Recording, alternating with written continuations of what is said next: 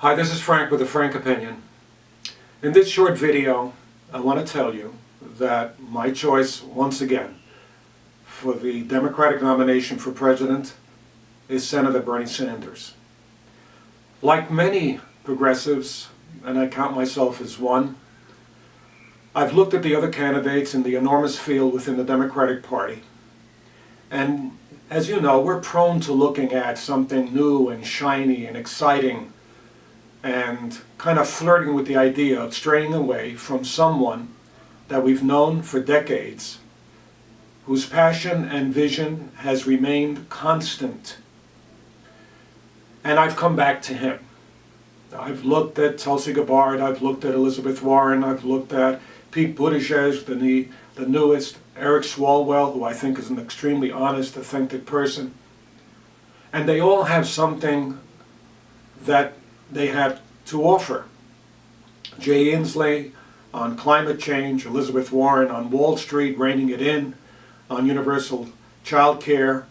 The number of people that are running and have specific issues that they are championing is vast, and it gets hard.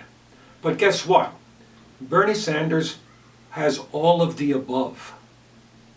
Climate change, Medicare for all, universal child care, free higher education, reining in the military-industrial complex, dealing with the media, dealing with racism, dealing with anything that you can think of that you hold dear. Bernie Sanders has been championing for years, for decades.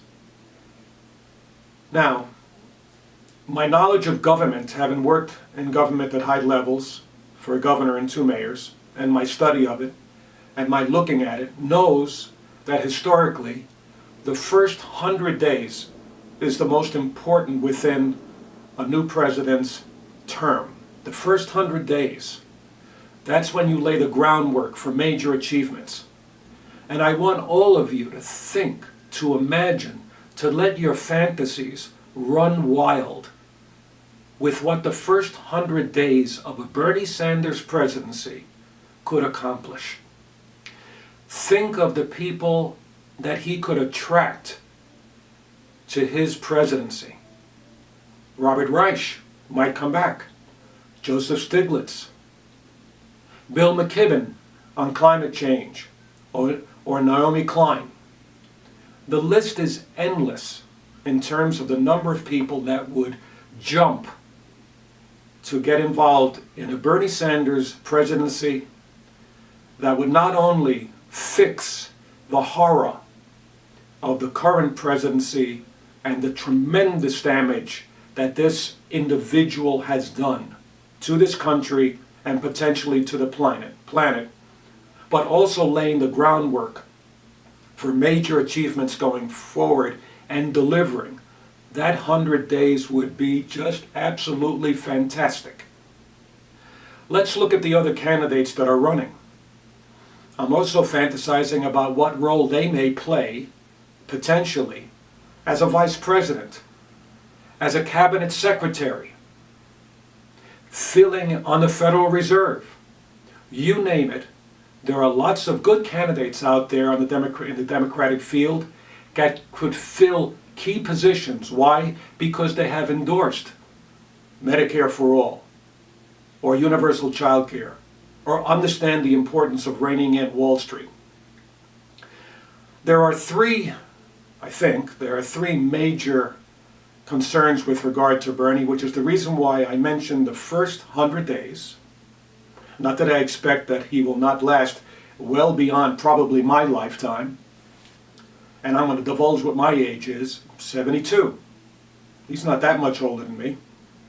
He plays basketball. I play tennis. Look at the energy and the passion that drives this guy all over the United States endlessly. How many people could keep up with that itinerary? Not many.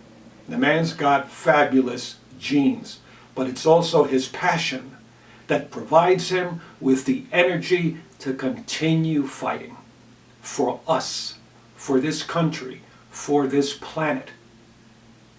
Don't let this opportunity go by. Forget about the age question.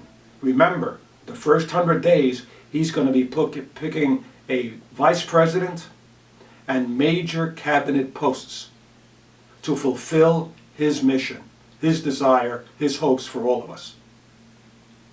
The second one is the word socialism. I tried to debunk that in my last video. My last video was entitled, "What Are We Thinking?"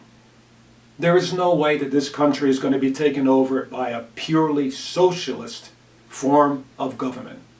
And by the way, Bernie Sanders again and again and again indicates that he is not a socialism in terms of what the pejorative meaning of that term is. He's a democratic socialist. You've got lots of countries around the world that have been able to take the best from democratic socialism and couple that with a capitalism that is not a runaway situation that gives us the wealth and income inequality that we see. And there's a reason why I have this particular book here over my right shoulder, We're the World's Worst.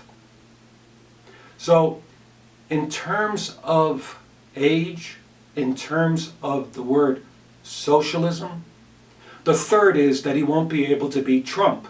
Nonsense. That's marketing. Marketing by major media. Marketing by other candidates. Marketing by the Republican Party, which I continue to say is an existential threat to Americans, to our country, and the planet that we are part of. So, he's going to do the job that we all want. He's got the best chance of beating Trump of any candidate, in my opinion. This is called a frank opinion. And I'm going to say that if you do not look at the possibility of putting in what I consider the greatest American in generations into the White House, we're making a huge mistake. Thank you.